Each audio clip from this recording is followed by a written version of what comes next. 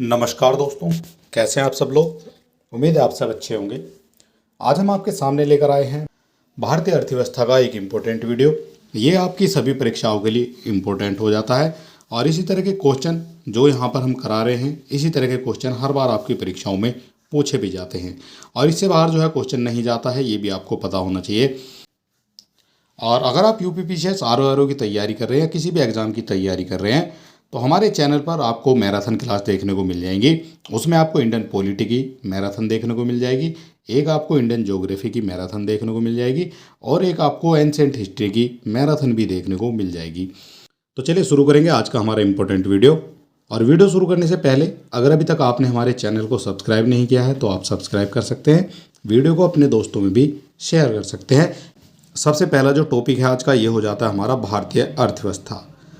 भारतीय अर्थव्यवस्था का एक वीडियो हमने पहले अपलोड कर रखा है, वो आपने अगर नहीं देखा है तो आप देख सकते हैं, हमारे चैनल पर विजिट करेंगे, वहाँ पर आपको इससे पहले सभी वीडियो मिल जाएंगे। तो यह बात की गई है भारतीय अर्थव्यवस्था के बारे में। और अर्थव्यवस्था उत्पादन, उपभोग, वितरण, आवंटन आदि गतिविधियों का एक समुच्चय है। तो एक समुच्चय हो जाता है जिसमें उत्पादन आ जाएगा, उपभोग, वितरण, आवंटन, ये सभी चीज़ें उसमें देखने को आपको मिल जाएंगी।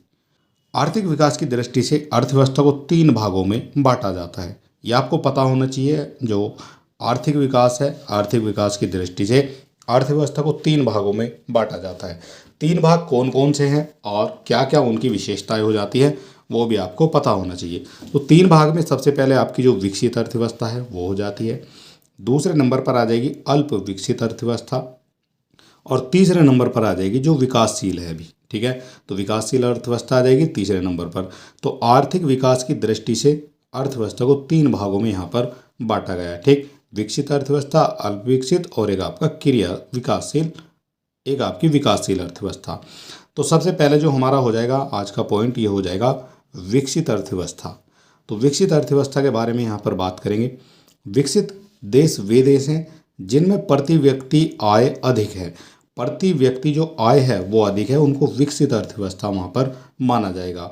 और देश के सकल घरेलू उत्पाद का जो स्तर है वो तकनीक तथा लोगों का जीवन स्तर उच्च होने के साथ साथ संरचना विकास बहुत अच्छा होता है। ठीक है, तो वहाँ पर जो है सभी चीज़ें अच्छी होती हैं, जो प्रति व्यक्ति आय है वो भी ज़्यादा होगी, जो सकल घरेलू उत्पाद यानी जीडीपी का जो स्तर है वो भी अच्छा होगा और वहाँ पर के जो लोग हैं उनको तकनीक और जो उनका जीवन है वो भी जो है एक अच्छे लेवल का होना चाहिए। ठीक है, तो उस तरह से वहाँ पर जो है विकास बहुत अच्छा होता है, वो विकसित देश की श्रेणी में आ जाएंगे यहाँ पे, यानी कि वो विकसित हो चुके हैं। लेकिन जनसंख्या वृद्धि दर और बेरोजगारी का स्तर कम होना चाहिए। ठीक है, तो ये कहा गया है उसके बारे में। इसके बाद इसकी कुछ विशेषताएं भी हैं जो आपकी परीक्षाओं में पूछी जाती हैं। विकसित अर्थव्यवस्था की विशेषताएं, तो क्या विशेषताएं हो जाएंगी, तो इसमें आपका सामाजिक और जो आर्थिक दृष्टि से उन्नत होना चाहिए, जो सामाजिक और आर्थिक दृष्टि से उन्नत होना चाहिए देश। उत्पादन और उपभोग का जो स्तर है वो भी उच्च होना चाहिए। राष्ट्रीय आय और प्रति व्यक्ति आय का जो स्तर है वो भी आपका उच्च होना चाहिए। बचत और विनियोग का जो इन्वेस्टमेंट है वो भी उच्च स्तर का होना चाहिए। पूंजी निर्माण की उच्च दर होनी चाहिए और निम्न जनसंख्या होनी चाहिए। ठीक है, तो ये सारी चीज़ें वहाँ पर जो है उच्च देखने को आपको मिल जाएंगी, यानी कि हर क्षेत्र में, हर फील्ड में जो है वो बिल्कुल बेहतर होना चाहिए देश, तो उस देश की जो अर्थव्यवस्था फिर विकसित मानी जाएगी। और यहाँ पर कहा गया है जो आपका कौन कौन से देश हो जाते हैं जो विकसित हैं, तो इनमें अमेरिका आ जाएगा, जापान, ब्रिटेन, जर्मनी, फ्रांस, ये सभी क्या है, तो ये विकसित अर्थव्यवस्था वाले देश माने जाते हैं। ठीक है, तो ये आपने समझ लिया है, ये है आपकी विकसित अर्थव्यवस्था।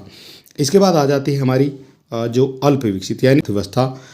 तो अल्प विकसित अर्थव्यवस्था वाले देश कौन से देश हैं, तो इनमें निवास करने वाली जनता का जो जीवन स्तर है, उत्पादन स्तर और प्रति व्यक्ति आय बहुत कम होती है, जबकि जनसंख्या का जो स्तर है वो आपका होता है उच्च। ठीक, जनसंख्या बढ़ रही है तेज़ी से और बाकी जो चीज़ें हैं, जो जीवन जीने के लिए जो सुविधाएं चाहिए, सुविधाएं मिलनी चाहिए, वो भी उनको जो है नहीं मिल पाती है, तो उसमें जो है वो अल्प विकसित की श्रेणी में आ जाएगा। ठीक है, तो ये हो जाता है अल्प विकसित अर्थव्यवस्था।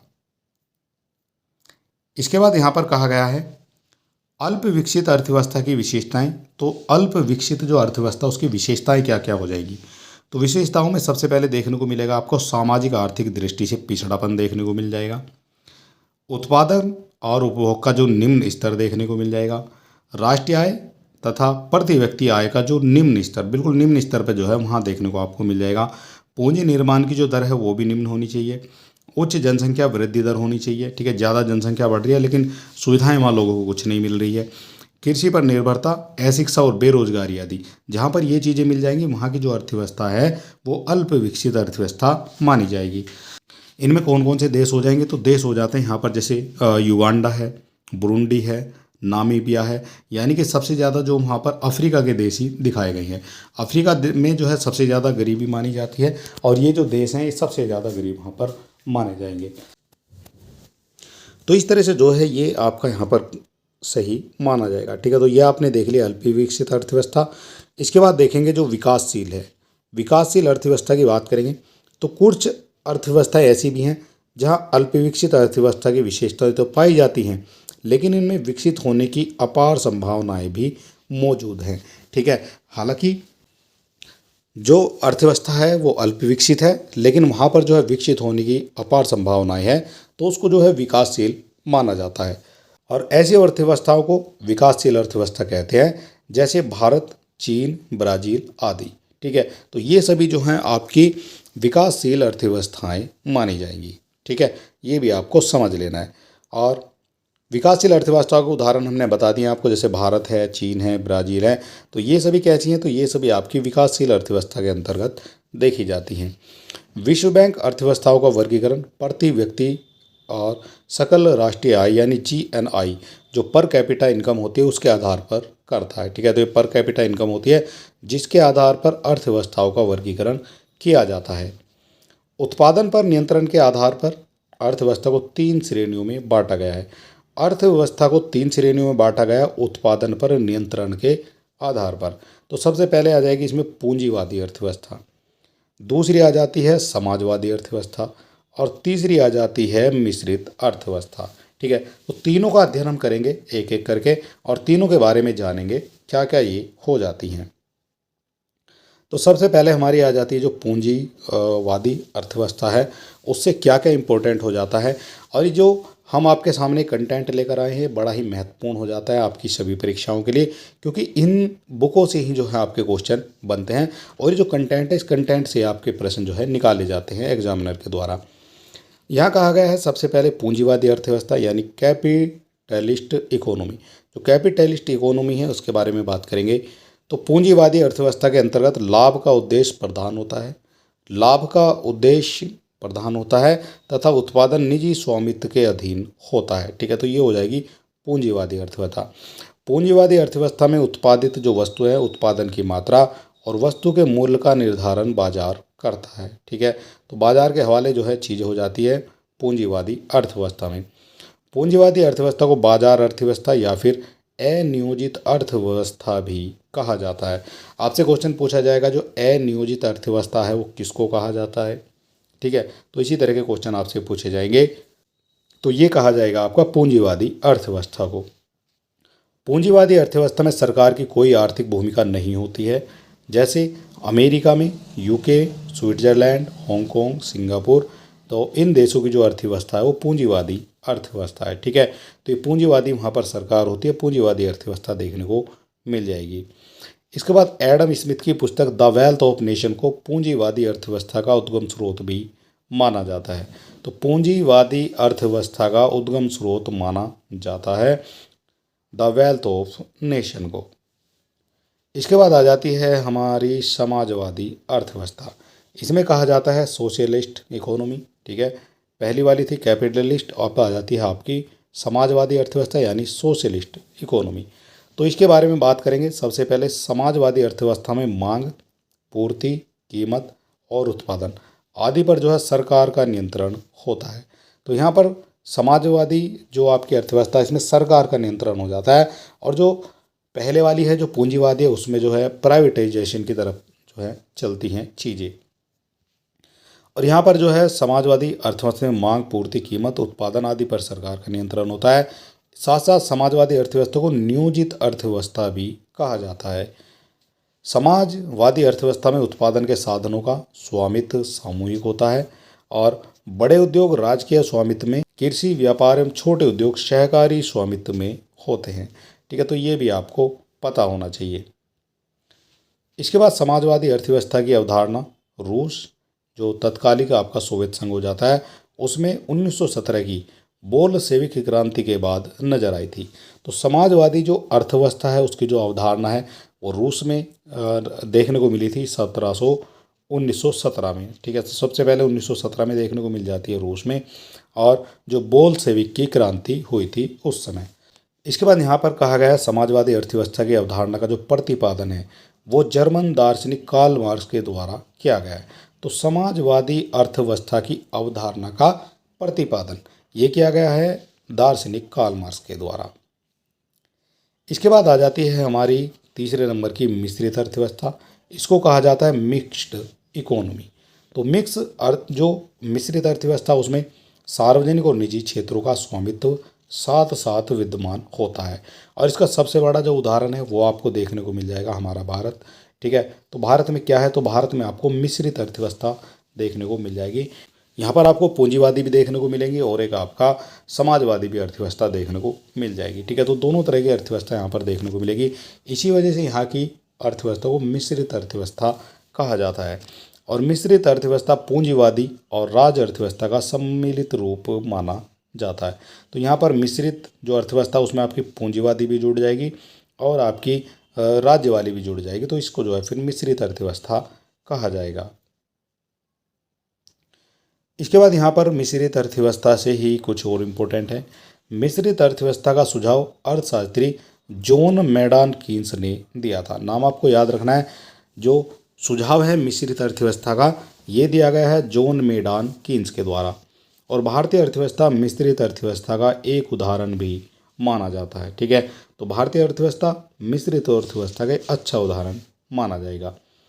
इसके बाद यहाँ पर जो हमारा अगला टॉपिक है यह आ जाता है अर्थव्यवस्था के क्षेत्र। तो अर्थव्यवस्था के क्षेत्र कौन कौन से हो जाएंगे, ठीक है, वो भी हम देख लेते हैं।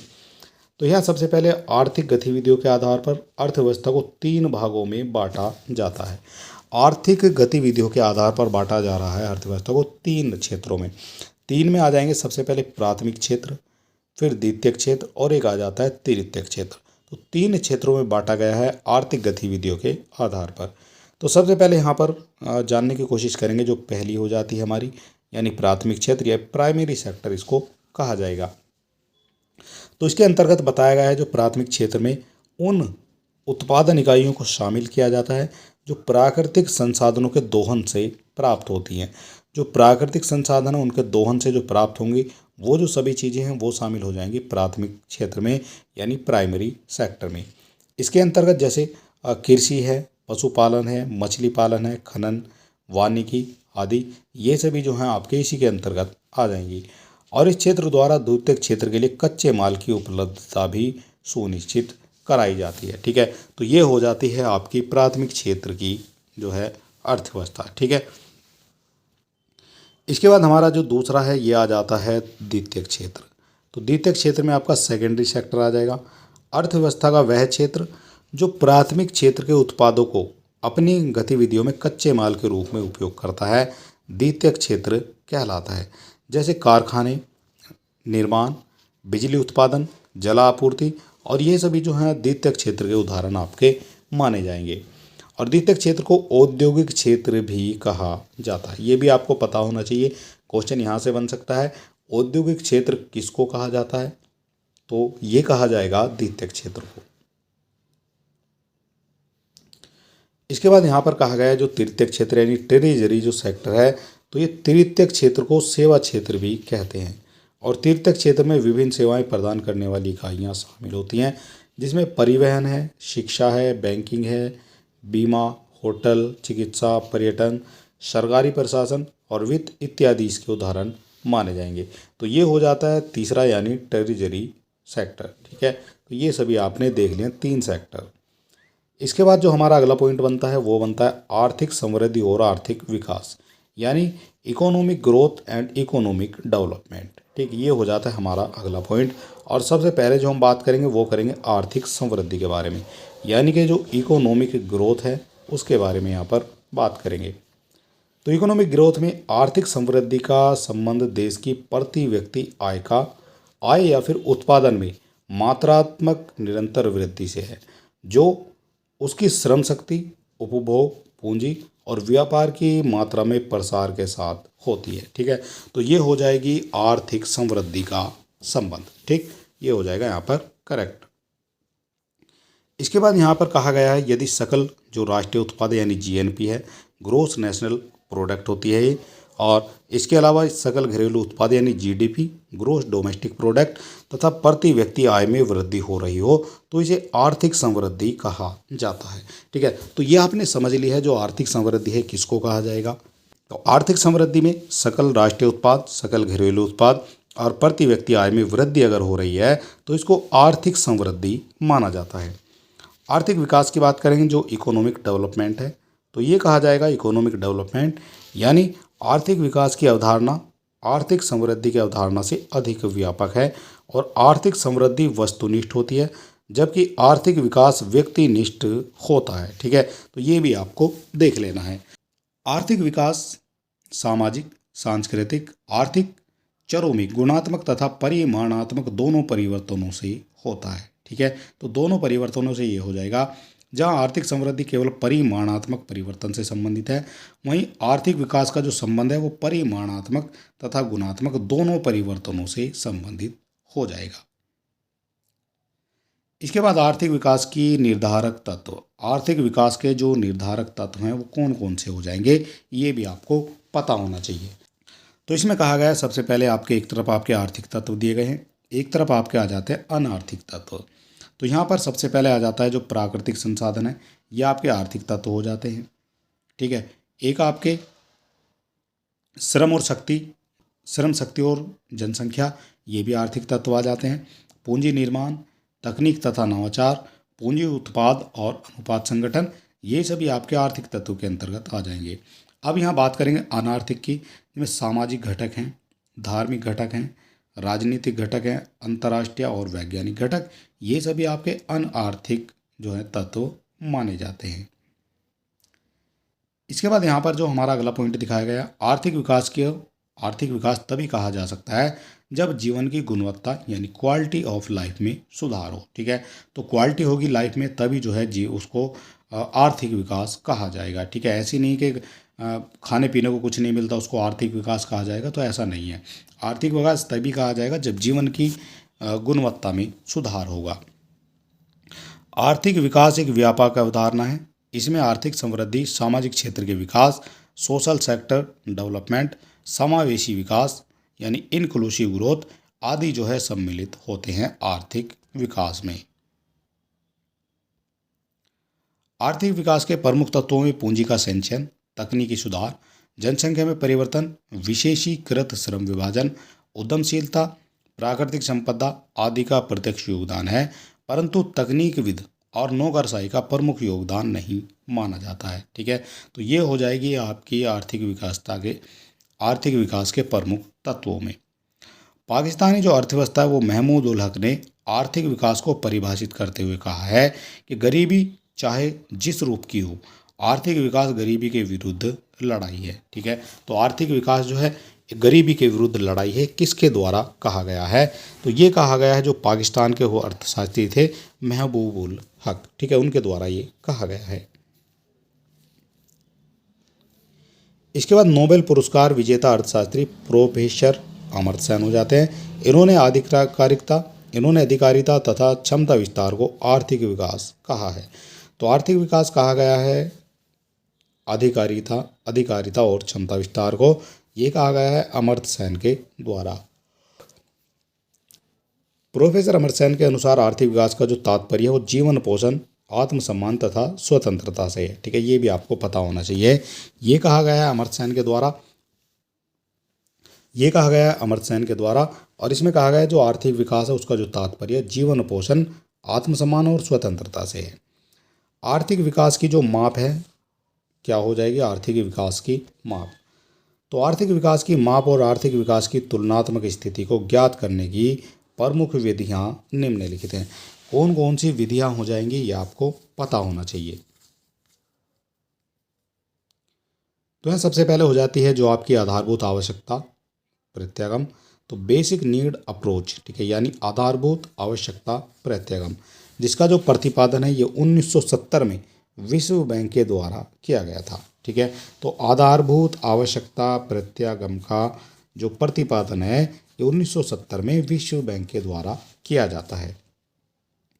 इसके बाद जीवन की भौतिक गुणवत्ता जो निर्देशक प्रत्यागम है ये हो जाता है आपका प्रतिपादक हो जाते हैं इसके मॉरिस डी मॉरिस द्वारा। ठीक है, मॉरिस डी मॉरिस के द्वारा किया गया है। इसको कहा जाता है PQLI यानी physical quality of life index approach. ठीक है, physical quality of life index approach. ठीक है, तो ये हो जाता है PQLI।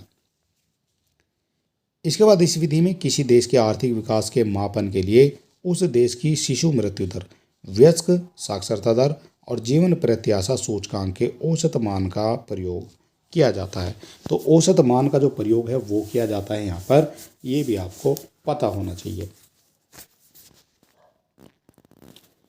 इसके बाद यहाँ पर कहा गया है जो क्रय शक्ति क्षमता, तो इसी का तीसरा पॉइंट आ जाता है हमारा क्रय शक्ति क्षमता।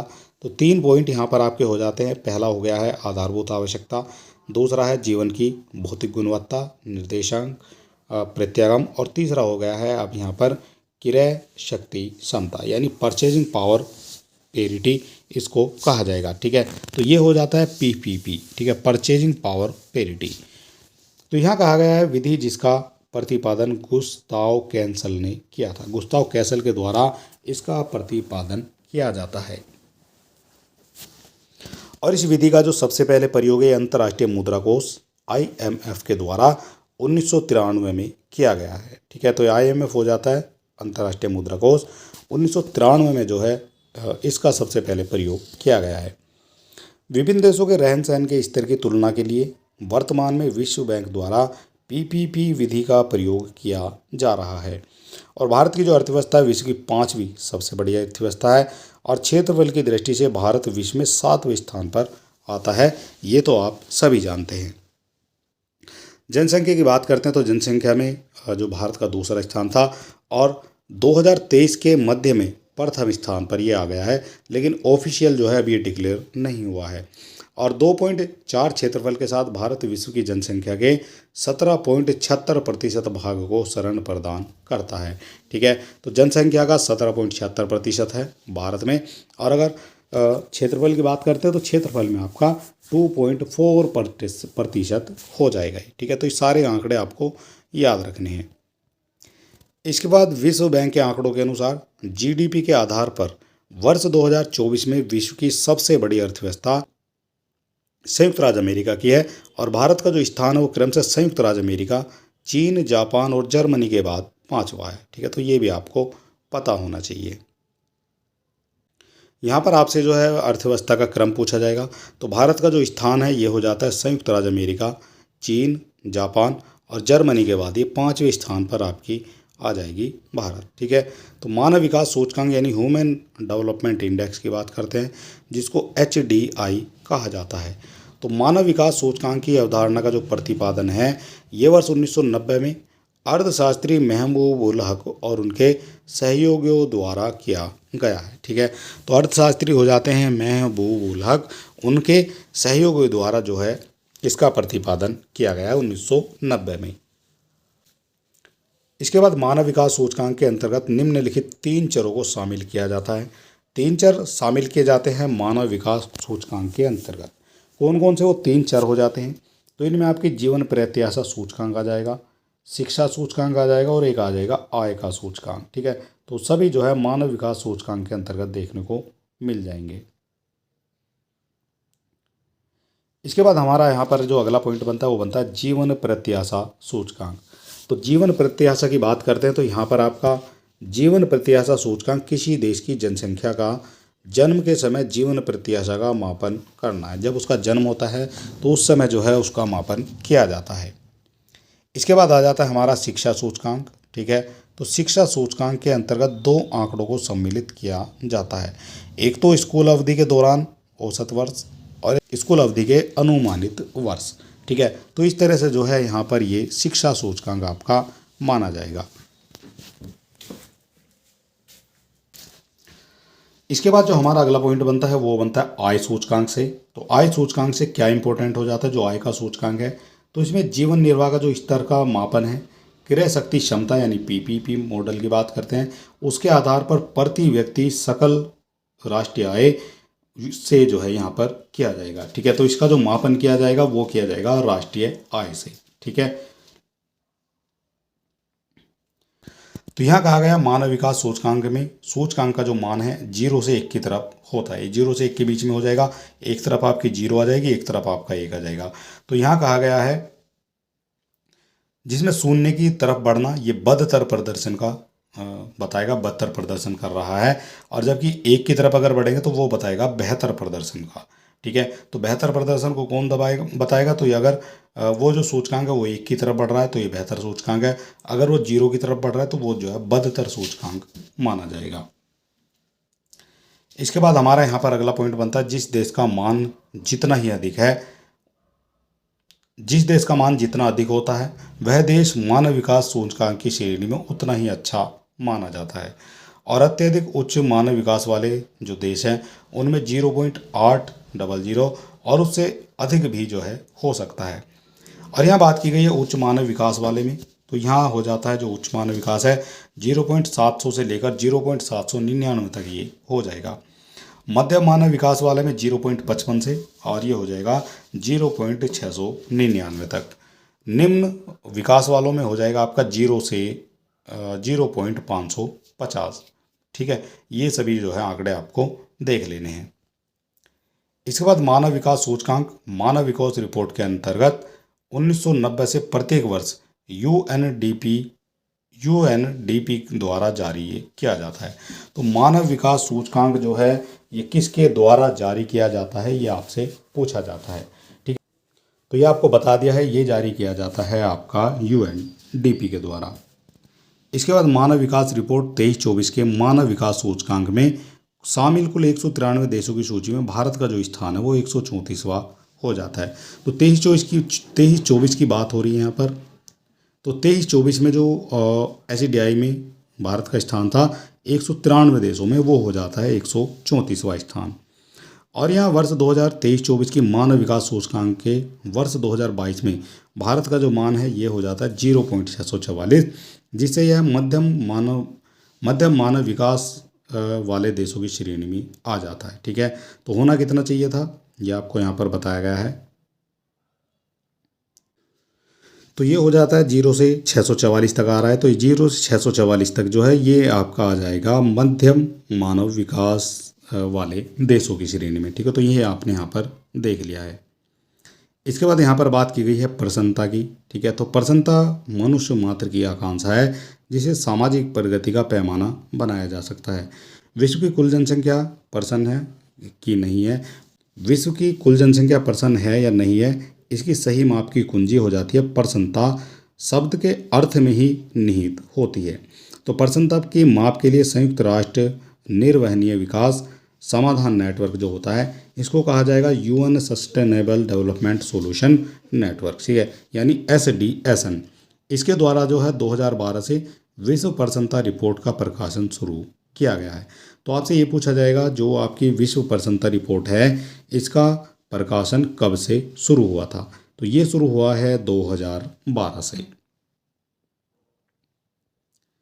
इसके बाद यहाँ पर कहा गया है विश्व प्रसन्नता रिपोर्ट में विश्व के विभिन्न राष्ट्रों की प्रसन्नता की माप की जाती है। इसका मुख्य उद्देश्य राष्ट्रों की लोक नीति का पथ प्रदर्शन करना है। ठीक है, तो जितने भी राष्ट्र हैं उनकी लोक नीति का पथ प्रदर्शन करना है। इसके बाद प्रसन्नता का जो मापन है निम्नलिखित 6 कारकों पर आधारित होता है। तो 6 कारक कौन कौन से हैं ये भी आपको पता होना चाहिए। जो प्रसन्नता का मापन है वो 6 कारकों के आधार पर किया जाता है। तो 6 कारक आपको समझ लेने हैं। तो यहाँ पर सबसे पहला जो कारक है ये हो जाता है आपका प्रति व्यक्ति GDP। तो प्रति व्यक्ति जो GDP है वो कितनी हो जाएगी। ठीक है, प्रति व्यक्ति GDP यानी क्रय शक्ति क्षमता के आधार पर। दूसरा हो जाएगा जीवन प्रत्याशा। तीसरा हो जाएगा उदारता। चौथा हो जाता है सामाजिक सहयोग। पांचवा हो जाएगा भ्रष्टाचार का बोध तथा छठा हो जाएगा जीवन विकल्पों के चयन की स्वतंत्रता। ठीक है, तो ये सभी जो है आपके प्रसन्नता के मापन देखने को मिल जाएंगे 6 कारक यहाँ पर बताए गए हैं प्रसन्नता के मापन के लिए। और चलिए दोस्तों, आज का जो हमारा वीडियो है समाप्त होता है। कल हम आपको यहाँ पर कराएंगे राष्ट्रीय आय यानी नेशनल इनकम। ठीक है, तो वीडियो छोटा सा हो जाएगा और आपको देख लेना है। इसी तरह के बेहतरीन वीडियो देखने के लिए आप हमारे चैनल को सब्सक्राइब कर सकते हैं, वीडियो को अपने दोस्तों में भी शेयर कर सकते हैं। और चलिए दोस्तों, मिलते हैं नेक्स्ट वीडियो में। तब तक के लिए नमस्कार, जय हिंद।